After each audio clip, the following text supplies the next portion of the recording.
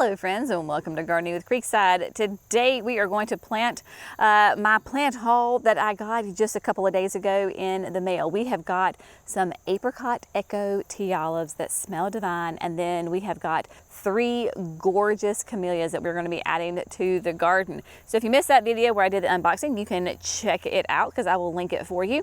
So we're going to be adding those. I'm going to give you some tips and tricks on how to successfully add these to your garden. Fall is the perfect time for planting. And then once we get done here, we're going to head over because today is the day that the Signature Garden grass is getting its fall maintenance. So with the aerating, the seeding, and all of that. So we're going to kind of give you just a little bit of an overview. So many people have asked about our yard and how we maintain our beautiful fescue grass. So we're going to do an in-depth video when we do the yard. Give you everything that you probably need to know if you have a fescue or you want to transition to fescue grass. We will let you know, but today we're just going to kind of give you a sneak peek and kind of give you the highlights over there at the Signature Garden. But first, we've got to add these beauties to the garden. So we are down here at the creek. Of course, I have got Johnny with all of my supplies. The creek is right here. You can see the nursery. So we're going to be planting these along the creek on the house side so that we can enjoy them. This is going to be the perfect spot for both the tea olives or sweet osmanthus or sweet olive, depends on where you live as to what you call those. To know them is to love them because of their fragrance. And then the camellias will do well here. So let's just talk about the plants right quick. So I did get these from Garden Treasure. They are a ½ gallon size. And y'all, these are beautiful plants to get these in mail order. So Garden Treasures is a fellow North Carolinian nursery that you can shop online. You can head over there and check them out. So we have the 2 camellias. We have Mardi Gras, and Mardi Gras is going to be an absolutely gorgeous pink and red swirls. It reminds me of some sort of like candy, like a peppermint candy. And it is going to be, I believe, in the 8 to 12 foot range. It is brand new. Both of these are brand new exclusives. So they're not quite sure how big this one's going to get, but we're going to say it's going to be big, 8 to 12. And then we have the Mars Attack. Mars Attack has, both of these have some like variegation in their foliage, which is really, really fun. Mars Attack is going to be red with some red splotches in that 6 to 8 foot range. So we're going to put both of these, we're going to space them out, of course. I have some snowbells. This is a snowbell camellia from Camellia Forest, another great North Carolina online nursery. And so this is maybe not a camellia that you're used to seeing, but it will put on these little tiny white flowers cascading on this this camellia, and so it has a really unique habit to it, right? It does not look as far as like what you think of as a camellia, but this is a great one. So we've got this, and then we're going to add the 2 camellias right here. So yes, they're going to be at maturity, which is going to take them a minute. They will all be kind of touching, which is great because honestly, it gives us some privacy from the nursery right there. I mean, you can see the porta potty. So like we are just right here. The creek runs right through here. So that'll give us some beautiful evergreen foliage with, of course, those beautiful flowers. So the camellias are going to go here. I have hydrangeas down here that we planted. You were with us when we planted those back in like late spring. So we have those. Then we have Apricot Echo Sweet Osmanthus. Now, I do know that they are sold out of the Apricot Echo, but they'll have them again in the spring, I am sure. So Apricot Echo is really a unique osmanthus because, one, as soon as I opened up the box, I could smell them. They were just divine. But typically, your osmanthus will bloom only on old growth. The Apricot Echo, however, blooms on old and new. So it is a continuous, I wouldn't say it can be a continuous bloomer, and as the website said on Garden Treasures, there's not one season that is the heavy bloom, but they get continuous blooms throughout the year, which I am all for that.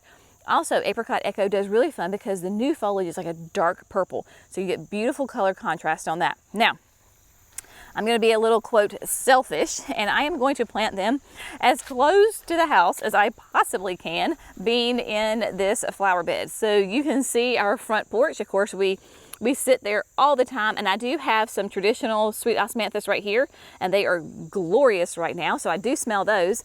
But we've got down here This is the Golden Shadows Pagoda Dogwood. We have a blank space right here. Maybe one time, if I get another camellia, I'll put one here. Then we've got my little tiny Japanese maple. She's coming along, so we've got the Japanese maple. So I am going to put the apricot echoes right here. You can see that the water, naturally, we have a little divot right here. When we get heavy, heavy rains, it comes through here and then goes into the creek. So I'm gonna put them up on a little bit of the high side, but pretty much kind of close to each other, so that way they can grow together. I think they recommend like 5 feet apart. So we're going to do that and put them together so they will grow quickly and smell wonderfully fragrant. So the supplies that I have are the traditional supplies that I always have. I have got my power planter auger. I'm using the Jenny's Edition, the 9-inch. Now the 7-inch would work perfectly for this, but one, the 9-inch is already on the drill, so there's that. Two, by doing the 9-inch hole, I get a nice big hole and I get a lot of that soil aerated. So you can always use a bigger auger than like your pot size. So I'm going to use the 9-inch. Of course, I've got biotone. Never plant anything without that biotone, that great starter fertilizer for that really strong, healthy root system. Down here at the creek, there is no irrigation. So they're, quote, on their own once they get established. So we use the biotone to give them those really strong root systems. I have got some ultra outdoor planting mix. We're going to amend the soil as we do the hole, and then we'll top dress, and we're going to top dress with Daddy Pete, because I'm going to give these lots and lots of love, because basically after I know that they're kind of established and their roots are starting to grow in the next 2 to 3 weeks, and then we're going to go into fall and winter, basically I plan on not touching these ever again as far as watering. And I can do that because I can get their roots established going in and planting in the fall. That's why we plant in the fall. The rains come and they will be good. This space gets morning sun. It is basically noon, and so they get morning sun, so that good 6 hours, 5 to 6 hours of sun, and then they're in the shade for the rest of the day because the sun goes over the trees. Now, they may be getting a little bit too much shade, but that's a constant thing that we do when you have the abundance of hardwood trees that we do have here in North Carolina. So about once a year we come through and kind of limb up to kind of let more light in. So we will do that later on this fall. So that way next summer, next spring, they'll get more light in the morning, and then of course they go into the shade in the afternoon. So without further ado, we're going to get these babies in the ground. So also, I do have another camellia and have another apricot echo. They're going to go up near the chicken coop because, again, I'm selfish and I want to see and smell them. So we're going to do those too. Then we'll do the grass.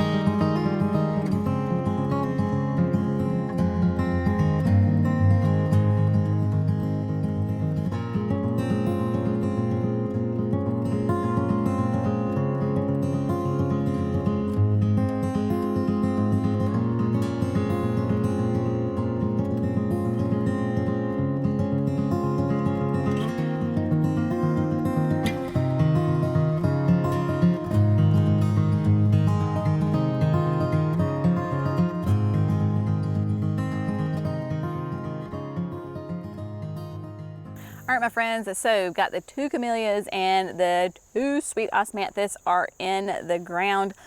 Super simple. When you have the right tools and the equipment, man, it makes that job so much easier. And being those little smaller size containers as opposed to like a 3-gallon, that's always a good thing too. So I have no worries about adding these half-gallon size plants to our garden right now. Remember, we're in North Carolina, a zone 8A. It is mid-September. We have got a good 6-8 weeks of still quite warm temperatures, and the ground is nice and warm. Here in North Carolina, our ground does not freeze. If it freezes, it may be for a small, short window of time in late January, and we're talking about like an inch, right? So we're not like Michigan or Maine or North Dakota. I mean, somewhere that's like crazy cold. So we have completely different growing conditions here, and that's why fall is the best time to plant. So this whole little area, you know, we're just kind of developing, right? At some point, I really do want to pour a bunch of time and energy into this bed, but in the meantime, we're just gonna let these guys grow. So we've got the apricot echoes down here, and y'all, they're not 5 feet apart. They're more like maybe 3.5, and that's totally fine with me because they can get and grow as one massive plant together and get nice and tall. They'll be about 15 to 20 feet tall, but more narrow. So they're definitely more upright, so I can let them grow together. But Japanese maples, bless their hearts, they're notorious for growing slow. And so this is a fascination that I have right here. So she's taking her sweet time doing her thing, and then tea olives respond really well to being pruned, so I can keep it pruned as well. So the apricot echoes tend to be even more fast growers than traditional Osmanthus, which are very fast. So that's wonderful. It's like grow, baby, grow. So there you go. Now on those two, because like I told you earlier, that's where the water goes through. And so when I was drilling my hole, it was really nice and wet. So I did not add water to it because the hole was already wet, the soil was wet, and then bless it, that bag of the black gold ultra outdoor was soaking wet. So they have got plenty of moisture. We're not supposed to get any rain for at least another week or so. They're good. They're gonna be just fine. And then coming on down this way again, so I still have a hole here, so if I want to put another camellia, I absolutely can, or something else, I can do that. The pagoda dogwood, the 2 hydrangeas, remember these are like the mystery hydrangeas, have no clue what they are. Pretty sure they're the exact same thing, so again, I'm just gonna let them grow together. I know that they're a macrophylla, but other than that, I don't know. So we're gonna let them do their thing, and then of course, then we come in here to the new camellias rather. So we have Mardi Gras is gonna be the tallest, and then so we've got Mardi Gras, it could be in that 10-foot range, and then you have the Mars Attack in that 8-foot range. That is a super fast grower, so yay for that. And then the Snowbells. So I'm thinking this will be in that 5 to 6 foot range. So again, either working down or working up, depends on working up or working down, however you want to look at it, that way. And then underneath here, y'all, I have a lemony lace elderberry. Planted a couple of these several years ago, and this is the only one that survived. And y'all, bless its heart, it had gotten, I think what it was is I was going to take them out, and I was just being lazy, so I just cut it at the ground. I didn't like pull it out. Well, lo and behold, this one started growing again, and it was really pretty in this, like in the spring.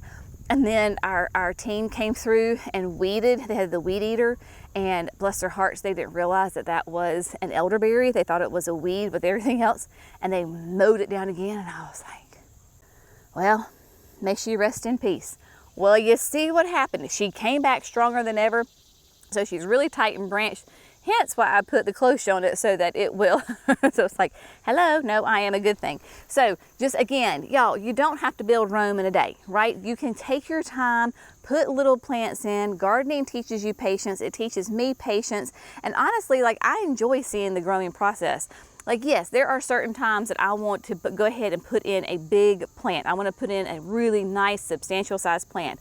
But to me also, that takes out some of the joy of gardening, the tending, the nurturing, the excitement of seeing how well it's growing and it's getting established, and those first blooms, you know, a set of little blooms on this baby plant. Like, for me, that's very exciting. So, you know, there's a time and a place for everything, right? So for everything, there is a season.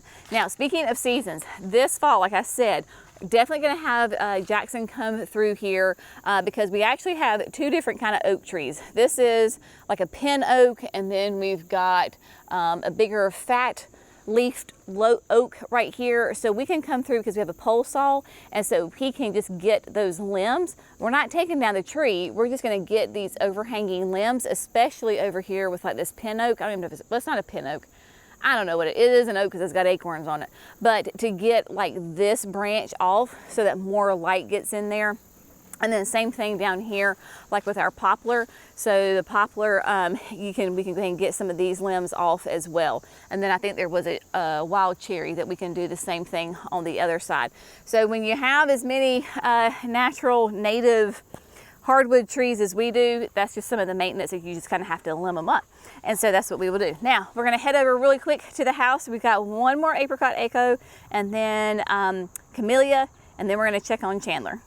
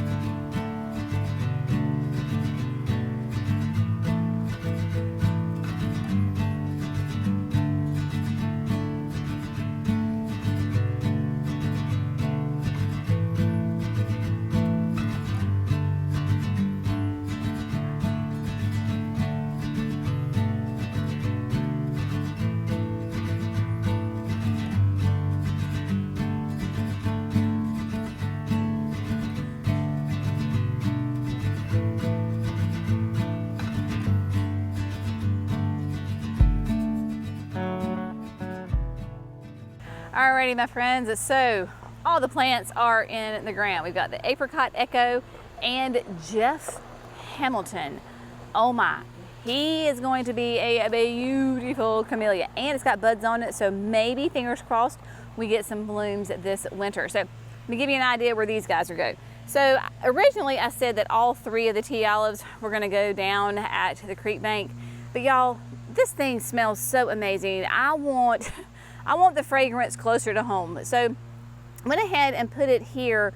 As you can see, we're right here at the garden boxes, close to the steps going up to the chicken coop. It is very close right here to the driveway and the cottage garden. So the fragrance is definitely going to waft through the air with this sweet thing. Yes, there's a Japanese maple close by. I'm hoping in 20 years I don't regret this, but you know what? If I do, so what? It is what it is. I am going to go for it. Life is too short for minimum spacing. So this apricot echo was a little, quote, floppy, I guess you would say, and it does tend to have a more open habit than the maybe traditional Osmanthus. So what I did is, this is the limb that was kind of floppy. This is nice and straight and strong, but I'm hoping that by just gently tying it to a plant support, that will help that stem get nice and rigid, and then come late winter, early spring, I will, trim, because you always want to prune your Osmanthus. So it'll get a nice prune in probably like March, April, and hopefully by then this stem will have gotten, like I said, some rigidity to it, and I won't need the plant support. So that is just kind of a temporary thing. Again, this should do great here because it's underneath some trees, but it will get direct sun, but it gets a little bit of a break. There's irrigation through here. While that's not specifically on irrigation, it does run through the bed. So as a general rule, the bed tends to be on the moist side because it does have water on it. Otherwise, it is like the Sahara over here. And then little Jeff Hamilton. So Jeff Hamilton, I put it up here on the corner. Now, before y'all freak out, just listen, okay? So this, I think this is a Hinoki gold mop. I'm not sure what this thing is. It's been here forever. We tried to do a bunch of them, and this is the only one that lived. So we're leaving it. It stays. It has established itself. It is staying. But as you can see, it's going more up. It is a little wide, but it'll go up. Jeff Hamilton is going to be like a 6 to 8 tall and wide. It's a japonica, so it's going to be a slow grower, okay? It has beautiful variegated foliage. It is going to put on the prettiest soft pink blooms, and there, like I said, there are buds on it, so I'm very excited to see how Jeff Hamilton does. And yes, there is a pot right beside of it. But guess what? Pots can be moved. And this pot is going to get moved because, one, this is guacamole hosta. Guacamole is going to go into the flower bed by the driveway that I am revamping. So there's that. So we're going to take the pot apart because I'm going to use that hosta in the landscape.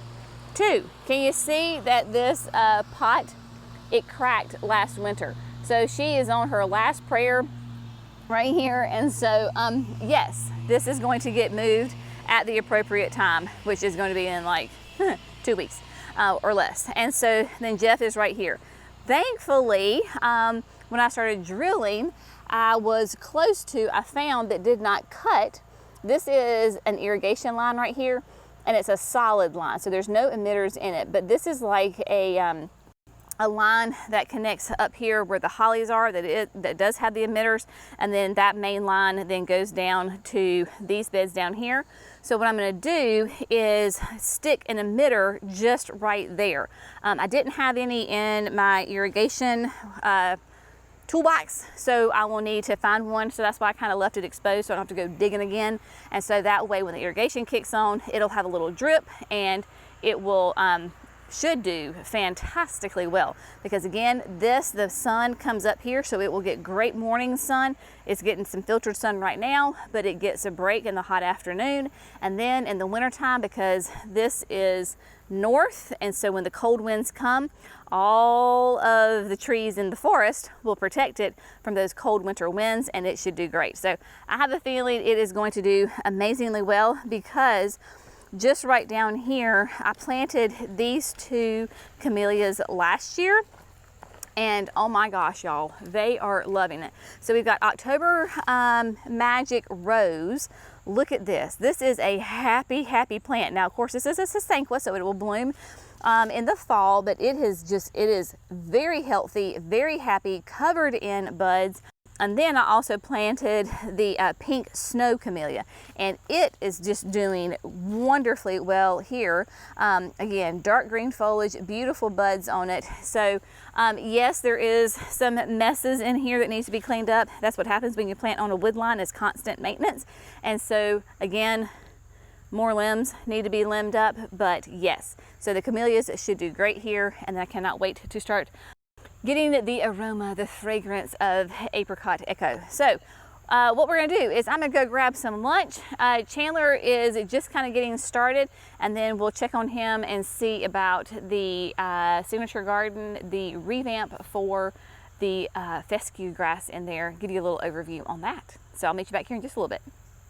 Alrighty, my friends, so we made it over here to the signature garden to give you a little update, a little preview on how we maintain our fescue here at Creekside, both here and at the house. So you've heard me talk about before Chandler. Chandler is our guy. He is the one who has just maintained this yard for this will be completion of year 2, I think. So he does all the programs for us. So that means this time of year in the fall that he does all the aerating. Aerating is where you plug all the little tiny holes.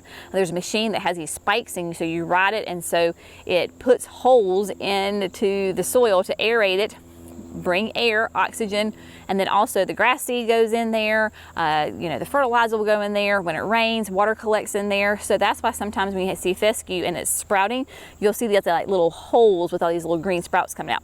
So the aerating, the fertilizing, the weed prevention, the weekly maintenance. He comes during the growing season. He comes once a week.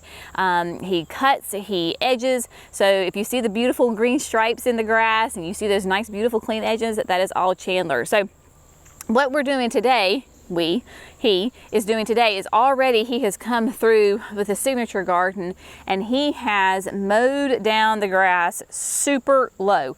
So this is as low as it'll go. So I think the setting is like, what, a ½ inch maybe? So very, very low. Typically you want fescue to be rather tall, because when it gets super low like this, if you cut on a regular basis, you can allow different problems to come in. So you like fescue to be in that, gosh, I don't know, I don't remember what he normally has his setting on, 2.5, 3 inches. So it is pretty tall. So mow it down super low, because that way when he comes through with the aerator, it'll make it easier to get, of course, the holes in. And then after he, once you fertilize and you do all the things that he's going to do, you can't get back on the grass, right? So you can't come back and mow, because if you mow the existing grass, then you're throwing all your seeds around. So step one, cut it down as low as it'll possibly go. What they're going to do here in a minute, they're waiting actually on Jerry, because he is with some customers right now. There are some low spots in the garden, so where there are little divots, right? And so that's just natural. I don't think anybody's yard is perfectly smooth unless you live like literally on a golf course. So you have little divots. So this is the time where you're going to come in and you're going to fill in those gaps. So Jerry's going to bring down the soil that they're going to use to kind of fill in and smooth out those rough spots. Going to do that. And then once that's done, then Chandler can go ahead and aerate. And I'm pretty sure that Chandler's machine, as it aerates, so as it's putting the holes in, it's dropping in the seed. And then he comes back and pushes it with the spreader that has the fertilizer. So I'm pretty sure that's what it happens. Now, before this point, before we even got to this point, you might notice here at the garden that all the annuals are gone. So yesterday, the team at Creekside came through and pulled out all of the annuals. So yes, every single annual here in the signature garden has been pulled out. And the reason that we're doing that is because, as I just said, we can't, as soon as Chandler comes in here and aerates and puts the seed down, we cannot put machinery on this grass. It is no machinery. No Johnny, no Bobcat, no excavator, no dump truck, no nothing. And even really walking, so the signature garden will be closed for the next couple of weeks. You can look at it from a distance, but it's not going to be open for people to come and walk on, because we have that baby grass that is going to be growing, and so we have to let it sprout. So every annual came out. And again, that's just because that was the last opportunity to get the equipment in here. So we were able to pull it and dump and clean it all up. So there you go. Yeah, so that's just kind of like the step one of like how you prep everything, getting everything ready. Again, if you come to the nursery, we'll have little chains up, so you can't, it'll say, you know, the garden is closed for renovation. You can look at it, of course, from the side. You can come and stand in the middle and look that way. But yes, it will be closed for a little bit of time while this grass gets going. Fescue grass, of course, is a cool weather grass here in North Carolina where we are. We are blessed because we can choose between a cool weather grass, fescue, or a hot weather grass, your Bermuda, your centipede, your zoysia, those kinds of things. And we choose a fescue because we like to have the green year round, especially in the winter and spring. It is that beautiful lush green, and it does not run. Fescue does not send out runners. Some of those hot weather grasses do, and they can be a pain to keep them out of your flower beds. So we choose to do fescue here. So again, when we do the house, we will do an in-depth, and I will give you all the details. I will tell you what kind of fertilizer we use, what kind of grass seed we use. All the details will come then. Just know that if you are in the southeast, and you grow fescue, we're gearing up. 'Tis the time to do it. So as always, y'all, we hope you have found this fun, informative, inspirational. Y'all have an amazing day. We'll see you in the next video. Bye, friends.